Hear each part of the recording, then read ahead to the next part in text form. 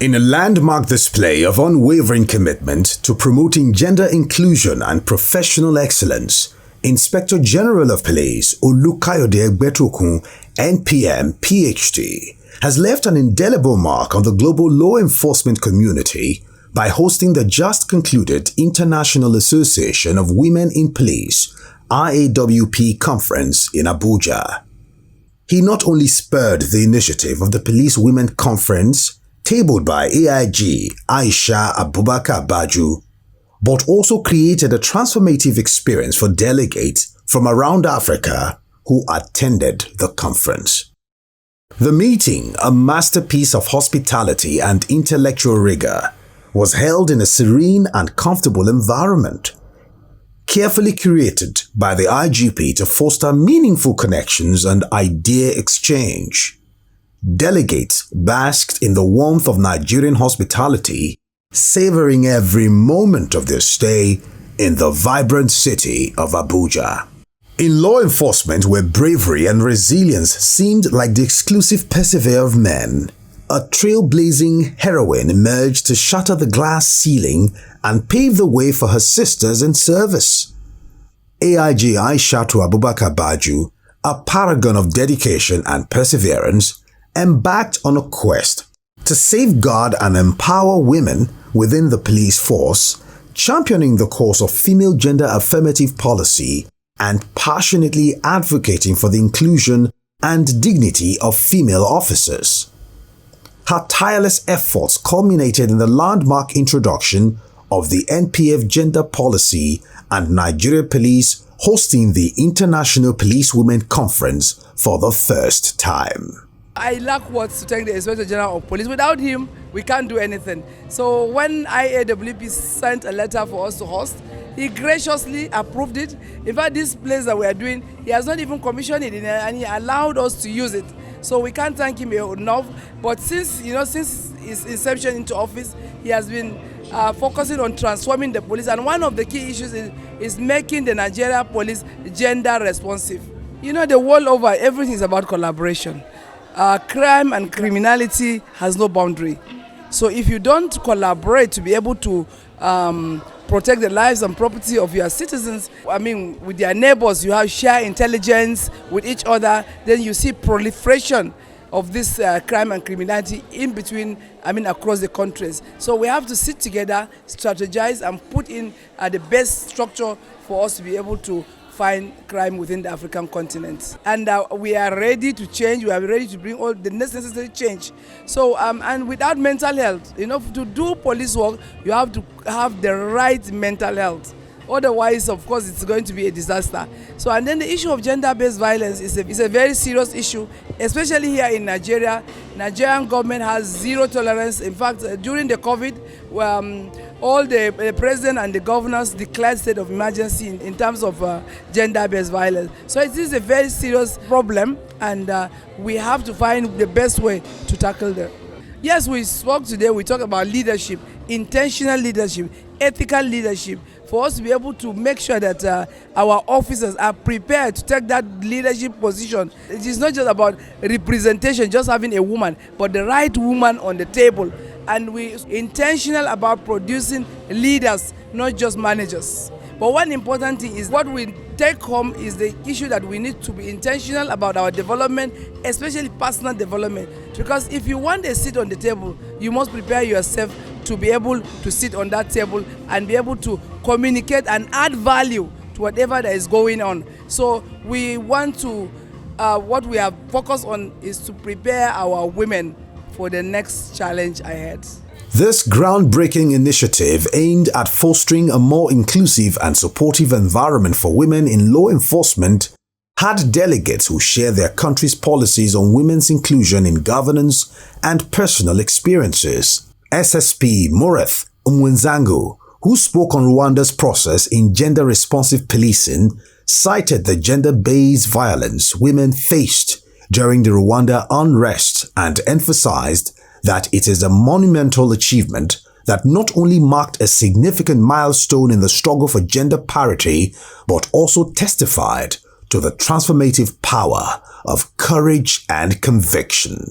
Gender-based violence is a fundamental human rights violation, and it needs the effort from everyone: men, women, the community, the government, the civil society. Everybody inclusive should come out and speak. Also define different approaches towards the management of gender-based violence, and it means incurring resources.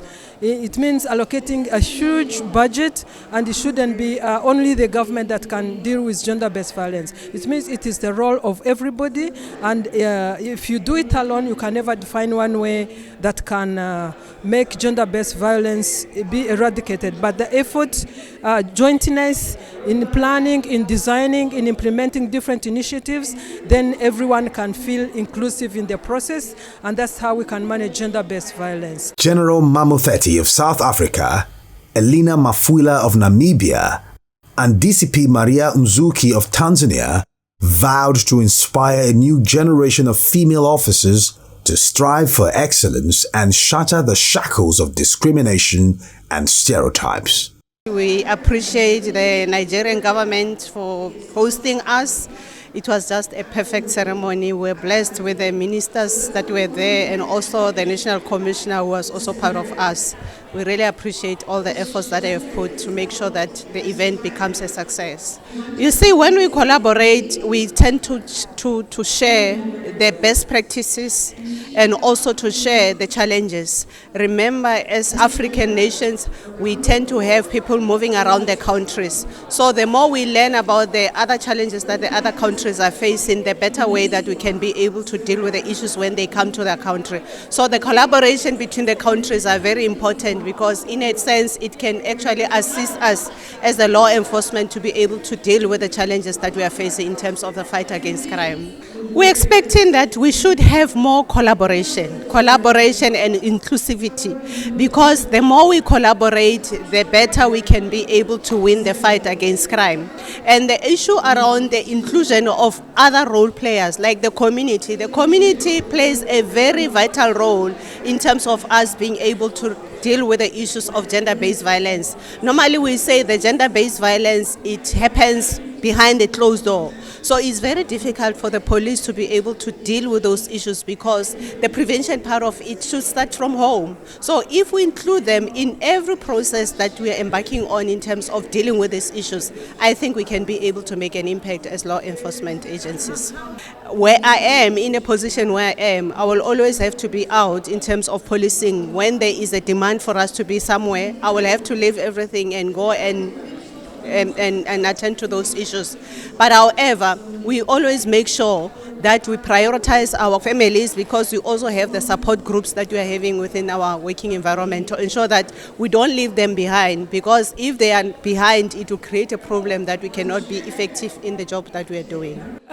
Since I was very young, I was always being impressed when law enforcement officers are operating in making sure that there is safety and law and order is maintained. So as I was growing throughout my career in the public service, I felt that there is a need for me to join the police in order for me to make a contribution towards the law enforcement. And also the manner in which women present themselves in the police, that motivated me. And I thought that being part, I will make a contribution to the law enforcement. The most important thing that you need to have is the support from your family. That is number one. And also the support from your colleague as women, to make sure that you go through and then you maneuver this situation. Because there is always challenges, more particularly when it comes to a woman being a police officer. And in the society, in most cases, people have a tendency of undermining a policewoman. So that also gives it very much difficult for a woman to foster through policing services. So balancing your life between being a police woman as well as your family is something that needs support and an understanding from your family as such to be able for you to prosper in your work environment. The most important thing is for them to believe in themselves. And then also the second thing is for them to make sure that they continuously strengthen and capacitate themselves.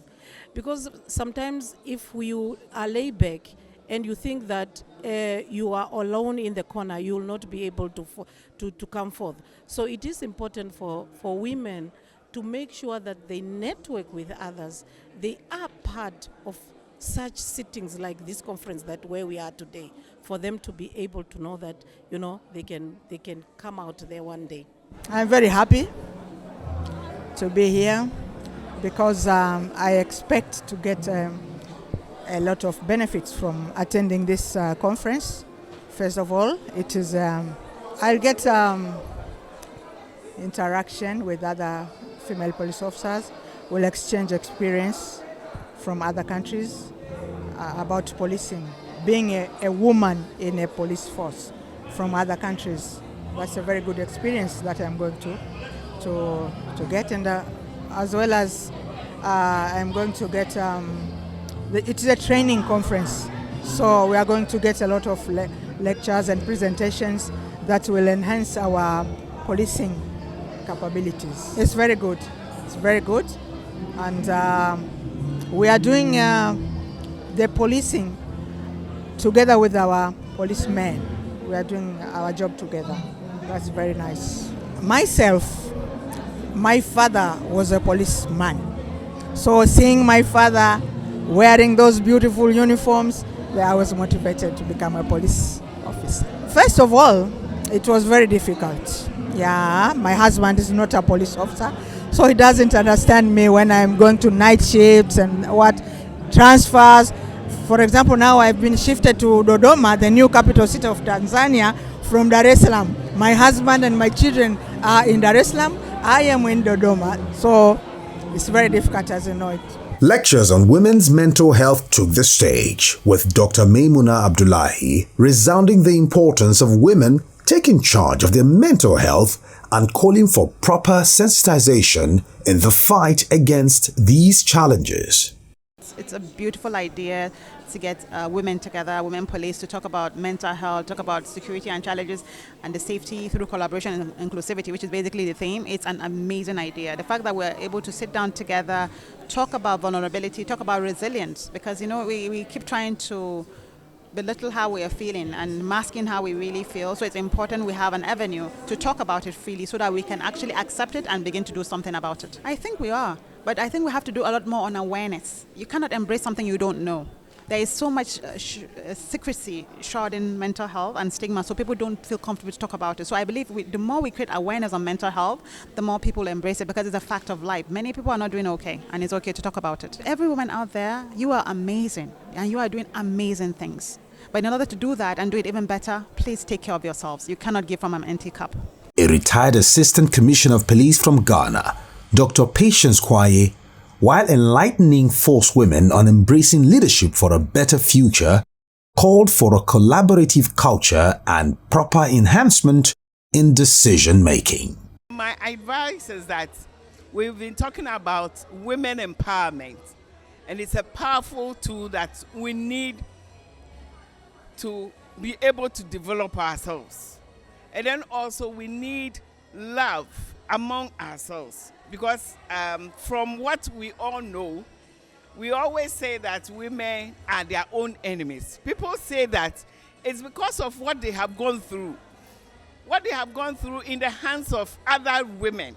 But I think we want to change the narrative, that we need to live together, work together in order to bring development. Because once we are able to come together, then we will be able to break the grounds. Women have been able to fight for us, and for now they have set the platform for the glass ceiling to be broken. So what we need is that we have to follow suit. We don't have to look at the negativity. Let us move forward and look at things that we can put in place that will yield positive things. And so that is the main reason that we are now organizing women, especially law enforcement women, to come together so that we'll be able to move to higher positions as women. The conference has been wonderful. I am a board member of the IAWP umbrella, and now I'm even standing as the second vice president. So the election will come on next month. And we started talking about this African conference for a long time. We did one in South Africa. We had only few people coming. And then last year we were in Tanzania. And this year we are here. And now we are seeing an improvement where over 20 countries have been represented. We have 56 countries, so we have a lot to do. As the leaders, we need to visit other countries. But in all, it has been a wonderful conference. And the aim that we set really have achieved. Because with the few people that have had interaction, everybody has learned something. And the topics that we took is also breaking the grounds. So I think the impact is very great. And I hope the next conference or the next country, that is why when we wanted them to do it, they said, can we do it? I said, you can do it. Because Tanzania did a very big conference. So when I told even Madam Aisha, say, hey, when I sent the video, I said, you can do it. We should think positively. And today, we have done it. Participants and panelists, including Yvonne Ebi, Dr. Uche Ordims, Dr. Julie Sander, Doris Lamte, ACP Dolapo Badmos, and Segulame Thabiwa, called for a firm challenge against gender barriers and unambiguously charged women not to lose their femininity. Now, as a woman, you have a huge and profound advantage. Don't try to be a man. When God made you a woman, He was intentional about it. You have faculties, you have components, you have ingredients. As a woman, use it. Be at home with who you are and emerge in that space. In that way, you can lead at home. You can lead in the organization. You can lead in the society. And we need women to lead because leadership is the crux. We have so much we're looking up for. Leadership is the answer. So from home as a woman, you have intuition. Use it. Be proud of it. Don't stop thinking that, oh, I'm sorry, I'm a woman. No, you're made a woman because, we're only a select few, by the way. So own up that space with pride. Own up that space with courage and bring that thing to bear. You have a sense of what it is, that the sense of perception of perspective. Use it. Who was saying, bring all that to the table. Stop thinking that you have to be a man to achieve. No. Wear your earrings, wear your wig, wear your dress. Position yourself. Use your internal, your inside wisdom, your natural, innate wisdom to lead. The impact is already felt already. The fact that women police from the highest hierarchy could come together from all over African country, that is something notable. And that's what actually propel people like us to get involved. Knowing fully well that collaboration and partnership can actually bring about the new police that we desire in Africa. What we actually practically work on is on the Africa we want and all. And we know that that is a major area. Also in the area of inclusivity and all, it's very, very important. And I know certainly that through this particular program, a lot of inclusivity is going to come. There's going to be a lot of inclusivity in different areas. Of course, the Vice President of Liberia said it today, that it should include more women at the hierarchy of police. And not just that, also in the area of empowerment, in terms of empowerment economically, and also in the area of mental awareness. The training, of course, this is a flag off, so the training continues. So it's going to be big. A lot of people are going to learn all sorts. All the women around Africa, even in Nigeria, are going to be learning a whole lot. And at the end of the day, I know it's going to impact Africa and Nigeria positively. Basically, this session was talking about leadership, leadership of women, leadership generally, but also specifically for women, in the security services. And so we looked at different aspects of leadership, particularly ethical leadership, and just embracing, what it means to be a woman, a leader as a woman in the workplace. And then we have different perspectives, of what that is. Essentially, I think women in leadership space, it's about inclusion, and it's also about diversity. Because, it's when you bring diverse, members of the society into a space that you get to have different ideas, a wide variety of ideas. Everybody's represented, everybody's carried along. So it's simply just, making sure that women have a space at the table. But then when they come to the table, what are they bringing to the table? So these are the kind of things that we discussed, just to encourage ourselves as women and as leaders to grow our leadership so that we do not perpetrate cycles, of leadership that we have identified as negative patterns. We talked about intentionality so that we can break some of those cycles and also create new narratives of women as leaders. Women don't think it can occur. It's because the opportunity, the avenue has not really been given to women to perform. And from what we've seen today, the women are ready, we're properly charged. And if you as a woman have something hidden within you, today you will let it go, you will let it open, and then you will use it to establish what is necessary for you to be included in every positive agenda, especially vis-a-vis security in Africa. So I think if you should ask me, the women are ready. The African continent by now should know that the women are willing to contribute their own quota and expect that the continent develop, especially in the area of security. Women are encouraged to do better, so that to have self-confidence on whatever they do, they have to believe on themselves. In their work, they should be good leaders. They should encourage their junior officers to make better in their workplaces. Overview is that this is a very educative conference. Since it's a training conference, we have learned a lot, and the general overview is for women. As security officers, we are supposed to know certain things so that we can stand out wherever we find ourselves, so that we should know the leadership roles that we are supposed to take up. That will take us to the highest pedigree in the security section, wherever you find ourselves, because we realize that even though it is International Association of Women Police, we have other agencies here, and we are supposed to cooperate, fight a common front, and then also collaborate to ensure that the African region, when it comes to security, we will always stand out, and then we'll be women and confident as we are supposed to do.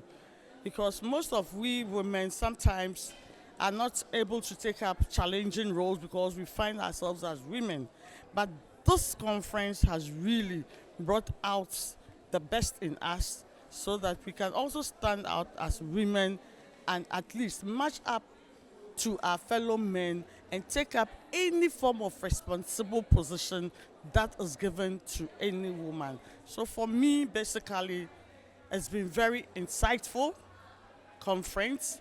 It's been very educative, and I'm taking back a lot of things to my country, Ghana, and I will implement so that we, as women in security, will also one day find ourselves at the highest pedigree.